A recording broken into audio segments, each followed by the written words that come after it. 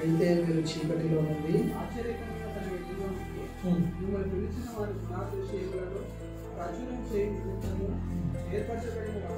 ఏర్పరచబడిన వంశమును, రాజులైన యాజక సమూహమును, పరిశుద్ధ జనమును, దేవుని సొత్తైన ప్రజలునై ఉన్నారు. దేవునికి స్తోత్రం. హల్లెలూయా. చీకటిలో నుండి ప్రభువు మనల్ని ఆశ్చర్యకరమైన తన వెలుగులోకి పిలిచాడు.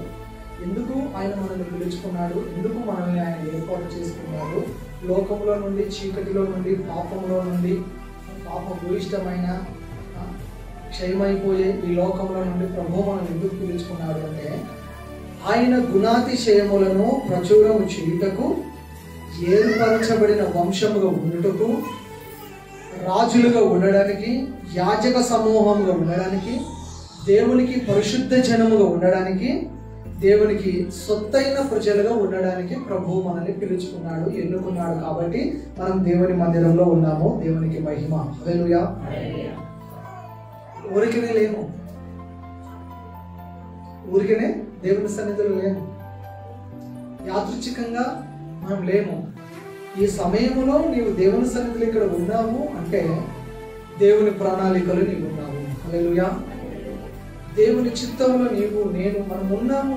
మన పైన దేవునికి అంటూ కొంత ఉద్దేశం ఉన్నది. దేవునికి మన పైన కొన్ని ఆశలు ఉన్నాయి. మన పైన దేవుడు తన చిత్తాన్ని నెరవేర్చుకునే ప్రణాళికలు ఉన్నాయి.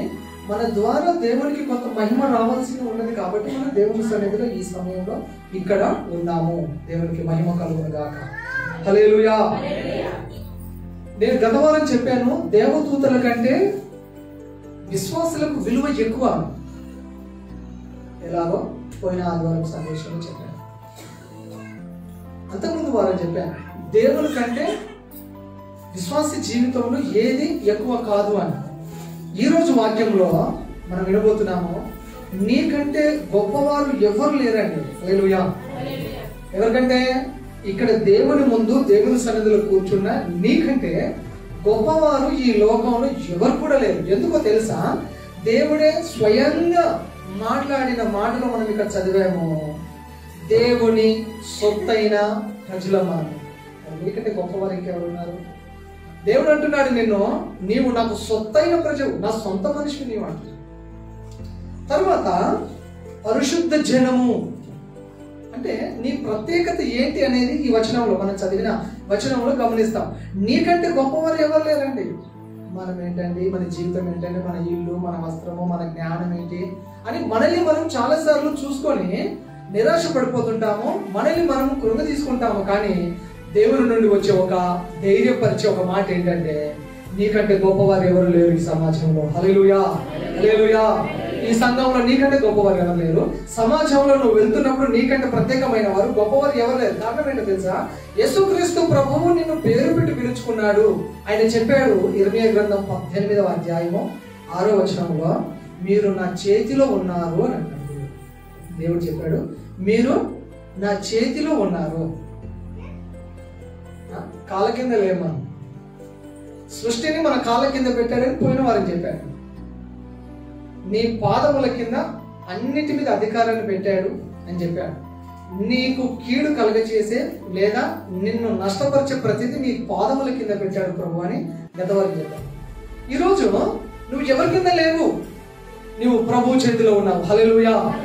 కుమ్మరివాని చేతిలో మట్టి ఉన్నట్టుగా మీరు నా చేతిలో ఉన్నారు. ఆ కుమ్మరివాడు ఆ మట్టికి ఒక అందమైన రూపాన్ని తీసుకొచ్చి ఒక విలువైన పాత్రగా చేసి ఎలా అయితే మార్కెటింగ్ చేస్తాడో, యేసుక్రీస్తు ప్రభు మనల్ని అంత విలువైన వారిగా సిద్ధం చేయడానికి ఆయన చేతులు మనం సిద్ధంగా ఉంటాం. హల్లెలూయా. యెషయా గ్రంథం 49వ అధ్యాయము 16వ వచనం ప్రకారంగా, చూడుము నా అరచేతుల మీద నేను నిన్ను చెక్కి ఉన్నాను. ప్రభు తన గాయాలలో మనం చెక్కుకున్నాడు. నీకంటే గొప్పవారు ఇంకెవరున్నారని? ఇంతకన్నా ఆర్థికత కలిగిన వారు ఇంకెవరున్నారా? నీ పక్కన ఉన్న వారు ఎవరైనా ఉన్నారా? నీతో పాటు పనిచేసేవారు, జాబ్ చేసేవారు, నీ బంధువర్గంలో ఎవరైనా ఉన్నారా? ఎవరు లేరే. గొప్ప దేవుని కలిగి ఉన్న మనము మనకున్న ప్రత్యేకతనే వేరుగా పెట్టాడు ప్రభు. హల్లెలూయా. నీకున్న పరిశుద్ధత, నీకున్న విశ్వాసము, నీకున్న ప్రార్థన, నీకున్న భక్తి జీవితము అది వేరే ఇంకెవరికి లేదండి. ఎందుకో తెలుసా? నీకంటే గొప్పవారు లేరు అని అనడానికి కారణం ఏంటో తెలుసా అండి? మనము యూనిక్ పర్సన్స్ అన్నాడు. యు ఆర్ ఏ యూనిక్ అన్నాడు. యూనిక్ అంటే విశ్వవ్యాప్తంగా చూస్తే నీకు నీవే సాటి, నీకు నీవే పోటీ, నీలాగా ఇంక ఎవ్వరు లేరండి. నీ వలె ఎవ్వరు లేరు ఈ ప్రపంచంలో, నీలాగా ఎవ్వరు లేరు. మనం యూనిక్ పర్సన్స్. దేవుడు మనల్ని అంత ప్రత్యేకంగా చూస్తున్నాడు.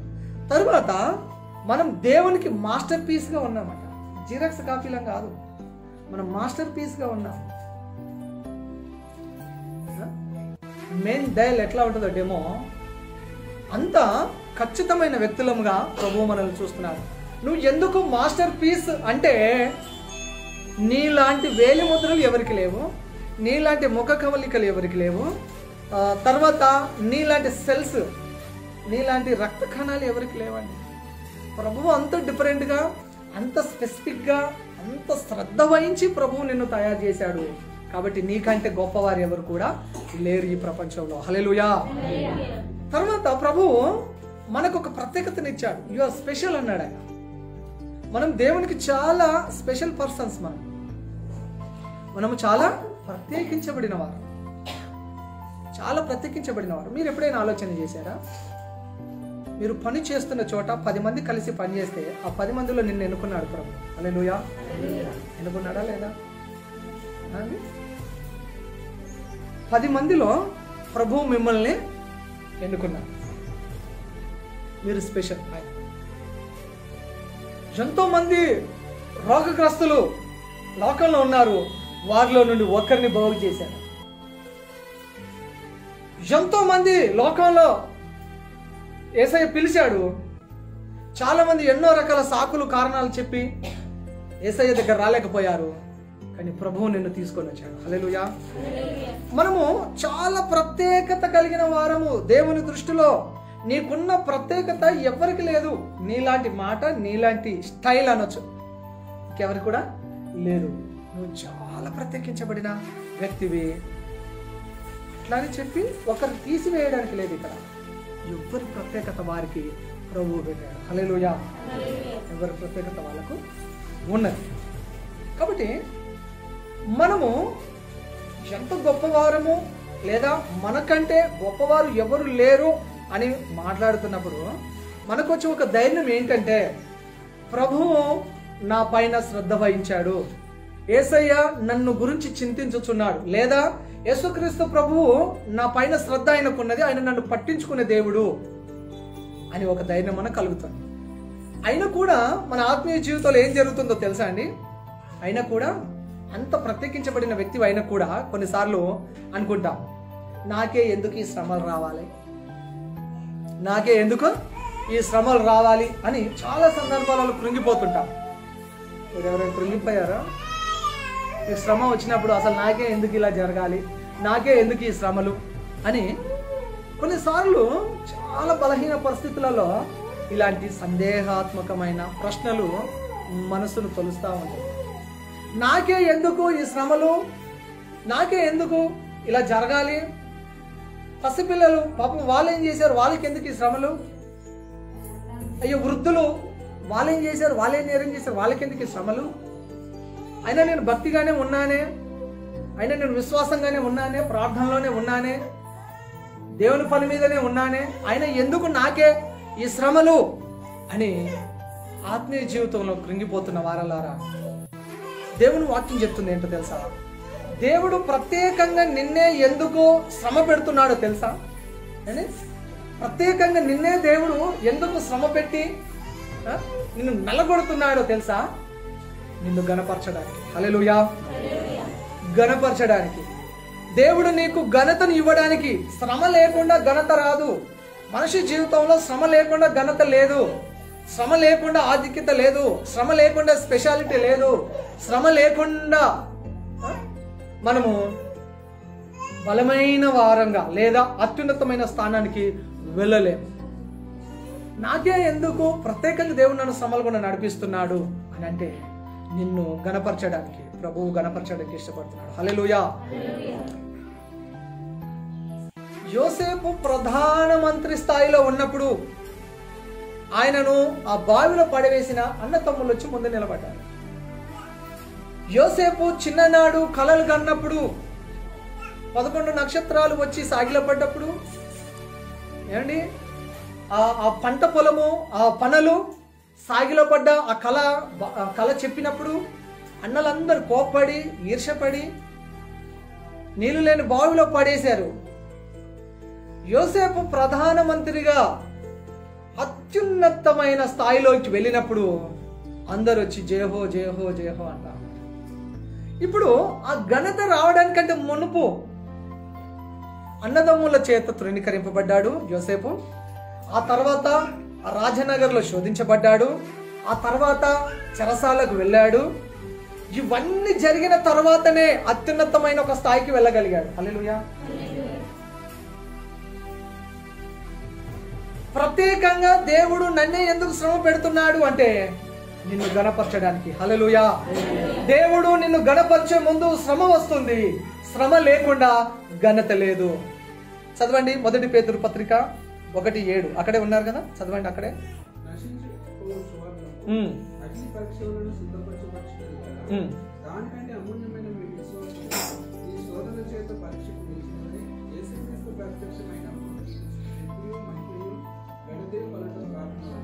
దేవునికి స్తోత్రం. హల్లెలూయా.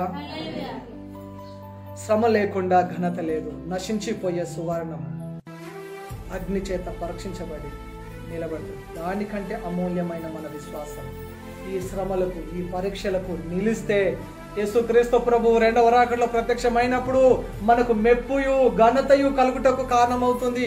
ఆ మెప్పు ఆ ఘనత మనకు ముందు ఉన్నది కాబట్టి ఈ శ్రమలు మన జీవితంలో ఎన్న తగినవి కావు. హల్లెలూయా.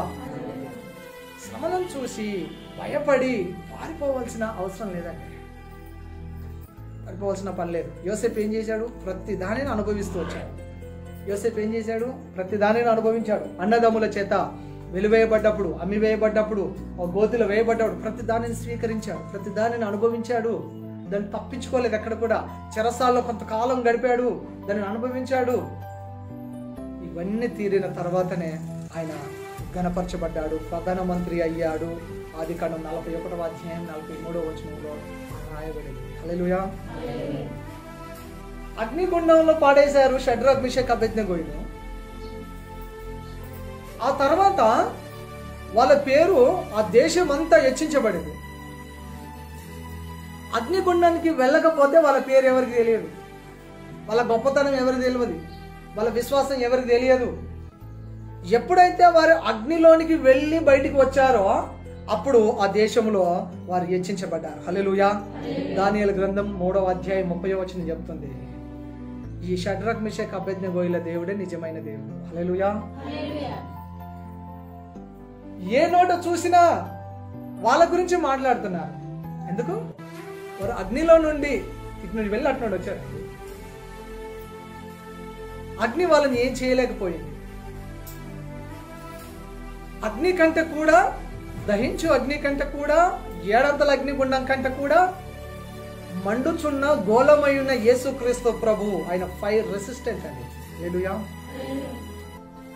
అగ్ని బలమును చల్లార్చి తన భక్తులను కాపాడాడు ప్రభు. నాకే ప్రత్యేకంగా దేవుడు ఎందుకు శ్రమలు కూడా తీసుకెళ్తున్నాడు అని షడ్రక్ మిషక్ అబేద్నెగో అనుకుంటే ఆ దేశంలో వాళ్ళు హెచ్చించబడేవారు కానే కాదండి. వారు ఆ దేశంలో హెచ్చించబడేవారు కానే కాదు. అదే దానియేలు గ్రంథంలో 6వ అధ్యాయము 28వ వచనంలో చూస్తాము. రోజుకు 3 సార్లు ప్రార్థన చేసే దానియేలు భోజన విషయంలో కూడా ఆయన అపవిత్రుడు కాడు, మాట విషయంలో అపవిత్రుడు కాదు.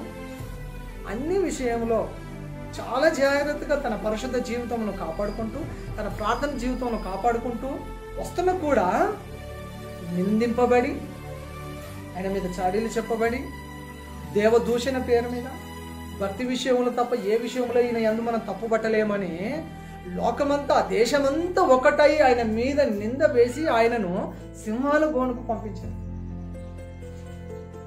దానియేలు ఏమనుకోవాలి? నాకే ఎందుకండి, నేను ఇంత భక్తిగా ఉన్నందుకు ఎందుకు నాకు ఈ శ్రమలు, సింహాల గోను చంపడానిక? కానీ సింహాల బోనుకు వెళ్ళడానికి చాలా సంతోషంగా దానియేలు వెళ్ళాడు. ఎందుకో తెలుసా అండి? ఎందుకు వెళ్తారో తెలుసా? శ్రమలో ఎందుకు అంత నిలకడగా ఉంటారో తెలుసా? వాళ్ళు చేసే భక్తి, వారు చేసే ప్రార్థన, వారు నమ్మిన దేవుడు ఎవరో వాళ్ళకు 100% తెలుసు కాబట్టి ఎక్కడికైనా వెళ్తారు. హల్లెలూయా. ఎక్కడికైనా వెళ్తారు. తెలియకపోతే ఎక్కడికి వెళ్ళడానికి ఇష్టపడదు. నీ దేవుడు ఏంటో నీకు తెలియకపోతే నీ దేవుడిని నువ్వు ప్రార్థన చేయాలి. నీ దేవుడు నీ జీవితంలో ఎప్పుడైనా అద్భుతం చేయడానికి నువ్వు అవకాశం ఇస్తే, ఆయన అద్భుతాన్ని నువ్వు పొందినప్పుడు, ఆ అద్భుతాలు చేసే దేవుణ్ణి నేను నమ్మాను, రక్షించే దేవుడిని నేను నమ్మాను, అది ఎలాంటి పరిస్థితి అయినా సరే నేను వెళ్ళడానికి సిద్ధం అని ఉంటాను. దానియేలు నిశ్చింతగా వెళ్ళాడు. సింహాలు ఏమైనా చేశాయి? ఆయన ఏమైనా చేసేయండి. నేను యానిమేషన్ వీడియో చూశాను, సూపర్ బుక్ అని, చిన్నపిల్లల కొరకు తయారు చేయబడిన సూపర్ బుక్. మా పిల్లలు చూస్తా ఉంటే నేను ఆ క్లిప్ వీడియో క్లిప్ చూసాను. సింహాల గుహలో దానియేలు ఉన్నాడు. దహించు అగ్ని అయిన దేవుడు ఆ సింహాల గుహలోకి వచ్చి ఆ సింహాన్ని ఇట్లా నిమురుతూ ఇట్లా వెళ్ళిపోతాడు. దానియేలు అలా చూస్తూ ఉంటున్నాడు. ఆ సింహము కుక్క పిల్లలాగా, బిస్కెట్ వేస్తే కుక్క పిల్ల పప్పు పూటలు కూర్చుంటుందో, ఆ సింహం గర్జించే సింహము ఆ మూలన కూర్చుని వెళ్ళిపోయింది. దానియేలు అక్కడ కూర్చుని వెళ్ళిపోయాడు. హల్లెలూయా. ఇప్పుడు నా శ్రమ ఎంత అని నేను ఆలోచన చేయడం కాదు, నా దేవుడు ఎంత గొప్పవాడు అని ఆలోచన చేయాలట. హల్లెలూయా. సింహం కంటే, సమస్యల కంటే కూడా మనం సేవించి ఆరాధన చేసే దేవుడు బలవంతుడు, గొప్ప దేవుడు. ఆయన విడిపించి రక్షించడానికి సమర్థుడు. హల్లెలూయా. ముందు సింహాల బోను ఎదుర్కొన్న తర్వాతనే ఆ దేశంలో, ఆ రాజ్యంలో దానియేలు గొప్పవాడిగా చేయబడ్డాడు. రాజు ఒక శాసనము రాశాడు, ఈ దానియేలు దేవుడే ఈ దేశానికి దేవుడు. హల్లెలూయా. ఒక్కటి మాటలో దేశమంతా సువార్త ప్రకటించబడింది. చూడండి, ఈ దానియేలు దేవుడే ప్రపంచానికి దేవుడు. అలాంటి అద్భుత కార్యాలు, అలాంటి ఘనత రావాలి అంటే సింహాల బోను ఎదుర్కోవాలి. అలాంటి ఘనత రావాలంటే అగ్నిగుండం ఎదుర్కోవాలి. అలాంటి ఘనత రావాలంటే గోతిని ఎదుర్కోవాలి, చెరసాలను ఎదుర్కోవాలి, శోధనని ఎదుర్కోవాలి, సింహాసనం మీద కూర్చోవాలి. శ్రమ లేకుండా ఘనత లేదు. హల్లెలూయా.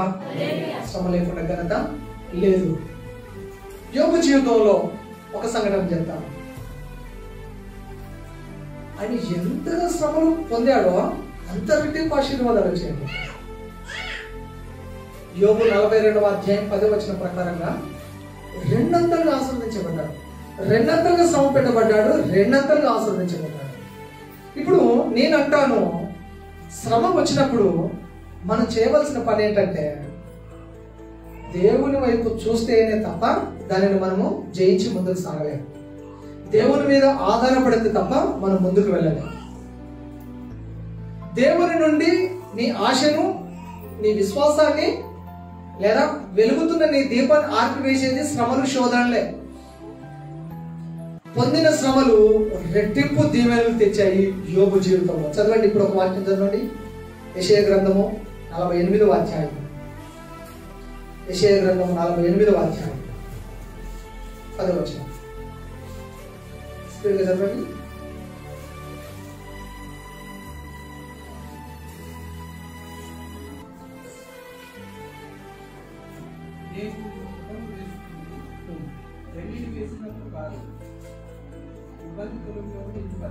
నేను నిన్ను పుటము వేసి తిని వెండిని వేసినట్లు కాదు, ఇబ్బంది కొలిమిలో నిన్ను పరీక్షించి తిని. హల్లెలూయా. నిన్ను పుటము వేసి తిని వెండిని వేసినట్టు కాదు, ఇబ్బందుల కొలిమిలో నేను నిన్ను పరీక్షించి తిని. హల్లెలూయా. ఈ శ్రమ, ఈ శోధన, లేదా ఈ సమస్య, ఈ బాధ ఎంత బరువైనదో. నిన్ను పుటము వేశాను, ఇబ్బందుల కొలిమిలో నిన్ను పరీక్షించాను, నువ్వు నిలబడ్డావు. హల్లెలూయా. నిలబడ్డావు. మనం గమనించాలి ప్రియమైన సంఘస్థులారా, గమనించాల్సిన విషయం ఏంటంటే, గణపరచబడిన వారంతా, హెచ్చించబడిన వారంతా శ్రమల గుండా వెళ్ళిన వారే. ఏ ఒక్కరు కూడా శ్రమ పొందకుండా, ఏ ఒక్కరు బాధపడకుండా, ఏ ఒక్కరు శోధన జయించకుండా ఘనతలోనికి రాలేదు, ఆశీర్వాదంలోనికి రాలేదండి. క్రైస్తవ జీవితంలో, ఆత్మీయ జీవితంలో మనము మన భక్తి జీవితంలో కానీ, ప్రార్థన జీవితంలో కానీ, ఆత్మీయ జీవితంలో కానీ, సంఘంలో కానీ నువ్వు ముందు వరుసలోనికి రావాలంటే శ్రమలు కూడా రావాల్సిందే. హల్లెలూయా. నువ్వు గణపరచబడాలన్నా, హెచ్చించబడాలన్నా శ్రమల గుండా నువ్వు రావాల్సిందే. శ్రమను నువ్వు ఎదుర్కొని దానిని జయించి నువ్వు నిలబడితేనే ఘనత, హెచ్చింపు తప్ప వేరే ఏం లేదు. చాలాసార్లు మనము మనుషులంగా మనం అనుకున్న ఒక ఆలోచన ఏంటంటే, ప్రస్తుతము ఇప్పుడు ఎలా ఉన్నారో ఇప్పుడున్న పరిస్థితులను బట్టి అంచనా వేస్తారు. ఒక మనిషిని అంచనా వేస్తే ఇప్పుడున్న పరిస్థితులను బట్టి అంచనా వేస్తారు. అంటే అది పొరపాటు. ప్రారంభంలో వారు అనుభవించిన శ్రమ, వారు ఎదుర్కొన్న కష్టము, వారు అనుభవించిన ఇబ్బందులు మాత్రమే వాటన్నిటిని జయించిన తర్వాతనే ఈరోజు వారు హెచ్చించబడిన స్థాయిలో ఉన్నారు. అది మీరు కావచ్చు, నేను కావచ్చు, సమాజంలో గొప్పగా కనబడుతున్న వారికి ఎవరైనా కావచ్చు. హల్లెలూయా. ఇక్కడ ఇప్పుడున్న పరిస్థితులను బట్టి మనం ఎవరిని కూడా అంచనా వేసి తక్కువగా చూసి లేదా వారిని ఈయనపరిచినట్టు మనం మాట్లాడకూడదు. ఊరికైనా వచ్చాడండి అంటుంటాం. ఏమంటాం? ఊరికైనా వచ్చాడా? ఇంత పైకి ఎంతమంది తొక్కేశాడు, ఎంతమంది మోసం చేశాడు, ఎంతమంది తరం చేయకుండా, ఎంతమంది అన్యాయం చేశాడు, ఎంత ఫ్రాడ్ చేశాడు, ఎంత అవినీతి చేశాడు మాట్లాడతాం. అవినీతి చేసినంత మాత్రాన గొప్పవారు కాదు. దాని శిక్ష దానికి ఉంటుంది. ఫ్రాడ్ చేసిన వాడు ఫ్రాడ్ చేయబడతాడు. నువ్వు ఒకరిని అవినీతి చేస్తే నిన్ను ఇంకొకరు మోసం చేస్తారు. దేవుని వాక్యంలో మనం గమనించాల్సిన విషయం ఏంటంటే, ప్రారంభ జీవితంలో ఎన్నెన్ని శ్రమలు పడ్డారో, వాళ్ళు ఎంత కష్టపడ్డారో అవన్నీ మనం ఆలోచించాలి. ఇక్కడ ఒక సంఘం ఏర్పడుతుంది, ఒక 20 మందిని ఇక్కడ కూర్చొని ఆరాధన చేస్తున్నాము అంటే ఇది ప్రారంభంలో 20 మంది ఉన్నాం ఇక్కడ. ఇప్పుడు ఒక షెడ్ ఇక్కడ ఉన్నది అంటే ఇది ప్రారంభం రోజు ఈ షెడ్ ఉండేనా? ప్రారంభం రోజు ఇంత బాగా ఇక్కడ నుండి ప్రార్థనలు జరుగుతున్నాయంటే ప్రారంభ రోజు ఇలాంటివన్నీ జరిగేవా? సాక్ష్యాలు, వాక్యాలు, ఆరాధన, డ్రమ్స్, టేబుల్, కుర్చీ, చైరు, కూర్చోవడానికి సాపలేదు, కూడుకోవడానికి ఒక మంచి గది లేదు, 5గురు కూర్చుంటే రూమ్ నిండిపోయేది మన చర్చి. ప్రారంభంలో ఎలాంటి శ్రమలు కూడా ఆ సంఘము, ఆ సంఘస్థులు వచ్చారు. కొన్ని వ్యక్తిగత జీవితాలను ఆలోచన చేస్తే ప్రారంభ రోజు తినడానికి భోజనం లేక ఇబ్బంది పడ్డవారు ఉన్నారు. ఇప్పుడు సమృద్ధి అయిన భోజనం ఉన్నది, దేవుడికి ఇచ్చాడు. హల్లెలూయా. అప్పుడు పురుగులు ఉన్న రైస్ కూడా దొరికేది కాదు.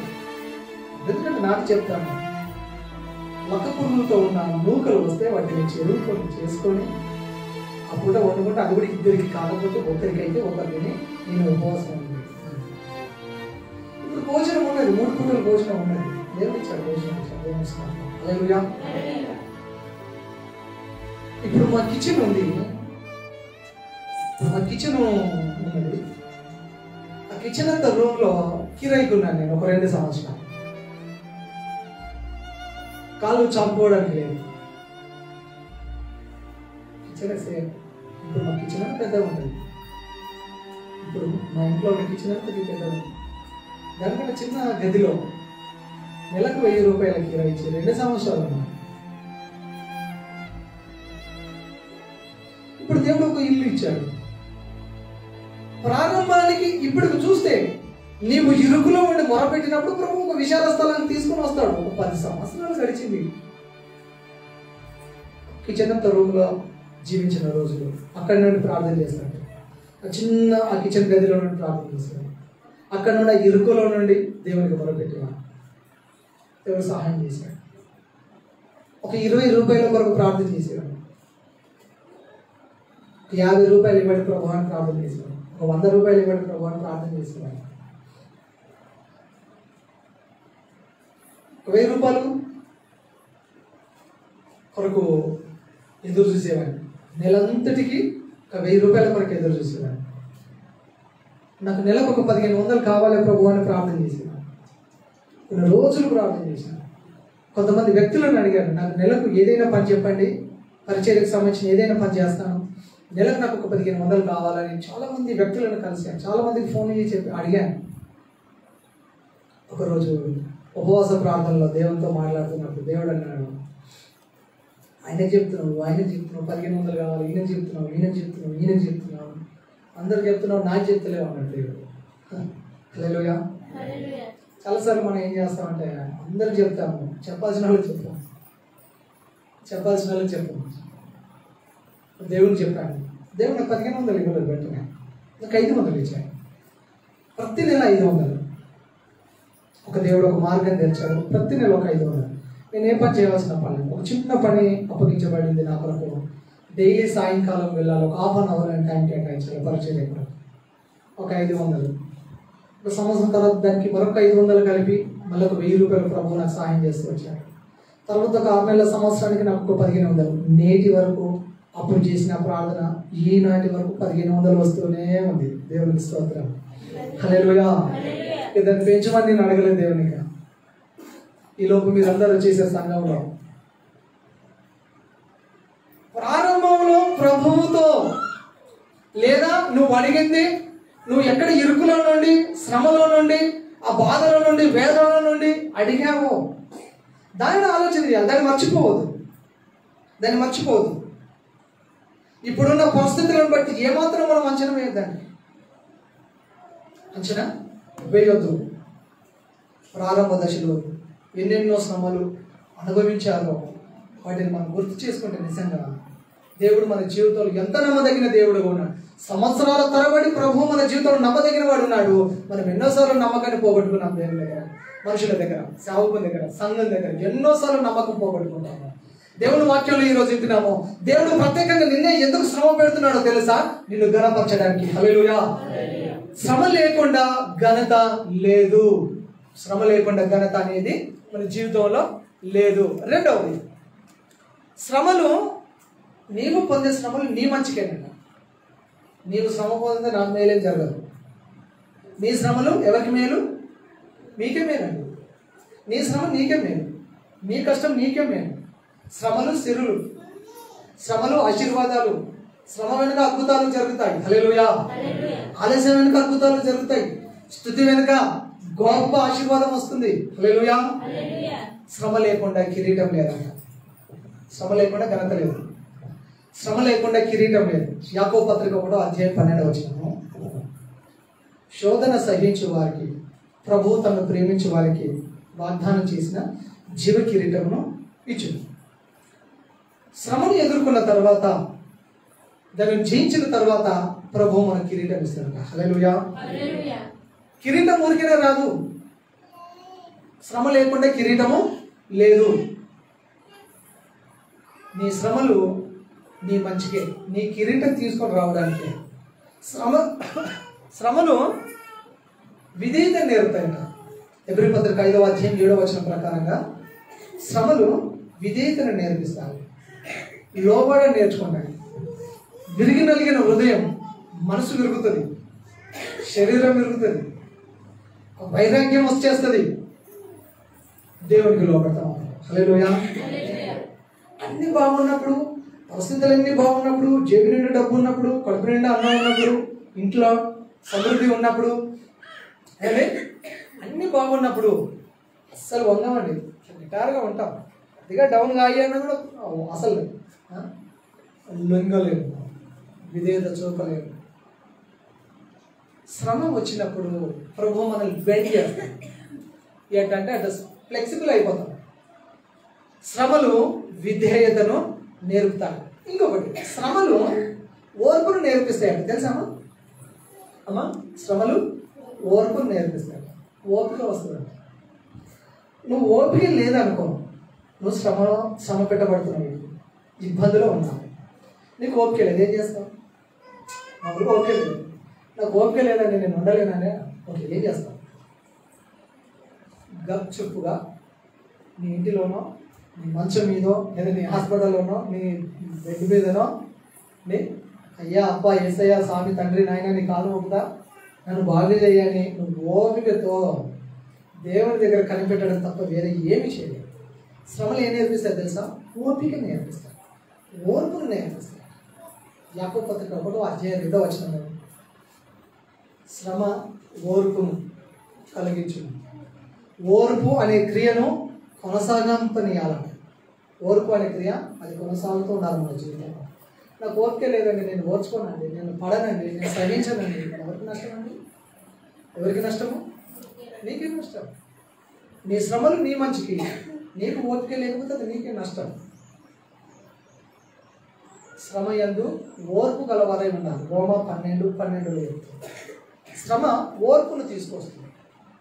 ఎంత ఓర్పు మనకు వస్తుందో, ఎంత అనుకువ మనకు వస్తుందో అంతగా మనము హెచ్చించబడతాం. హల్లెలూయా.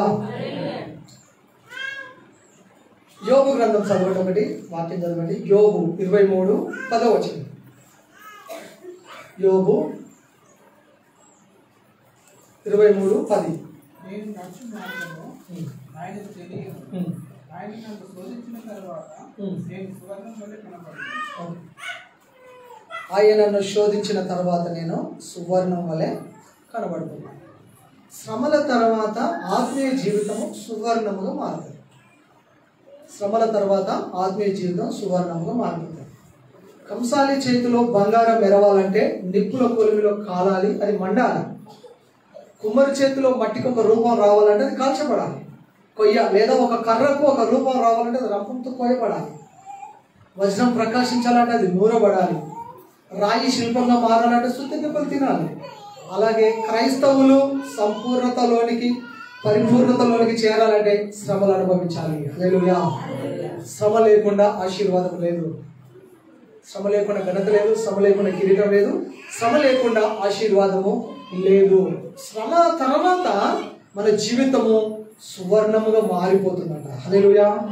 శ్రమ తర్వాత మన జీవితము సువర్ణముగా మారిపోతుంది. నాకే ఎందుకు అంటే అవి నువ్వు అనుభవించిన తర్వాత నువ్వు నెక్స్ట్ లెవెల్కి వెళ్తావు, నెక్స్ట్ లెవెల్కి వెళ్తావు, ఒక మెట్టెక్కుతావు. అలాగే ఉంటావా? ఎవరు అలాగే ఉండడానికి ఇష్టపడం కదా. ఒక స్టూడెంట్ నెక్స్ట్ ఇయర్ వెళ్ళాలనుకుంటాడు, జాబ్ చేసి అతను ప్రమోషన్ కొరకు వెయిట్ చేస్తుంటాడు. బిజినెస్ చేసేవాడు ఇంకొంచెం బ్రాంచెస్ పెంచుకోవాలనుకుంటాడు. నెక్స్ట్ లెవెల్లో క్రిస్టియానిటీలోనికి వెళ్ళాలి అంటే మనము శ్రమల గుండా వెళ్ళాల్సిన వారమైన. యేసుక్రీస్తు ప్రభు శ్రమ పెట్టబడ్డాడు, శోధించబడ్డాడు, ఆయన నలగొట్టబడ్డాడు, ఆయన ముఖ రూపం మారిపోయింది, గుర్తుపట్టలేనంత మాంసం ముద్దగా మారిపోయాడు, ఒళ్ళంతా చిట్లిపోయింది, కాడా దెబ్బలతో మాంసం ముక్కలు ఊడి వచ్చింది, రక్తమంతా నేల కొలిగించాడు. అంతకంటే పెద్ద శ్రమ ఈ లోకంలో ఎవరు అనుభవించారండి? ఆయన శ్రమ పెట్టబడ్డాడు. ఆ శ్రమ మనం ఆయుధంగా ధరించాలని ప్రభు యొక్క హితబోధ. హల్లెలూయా.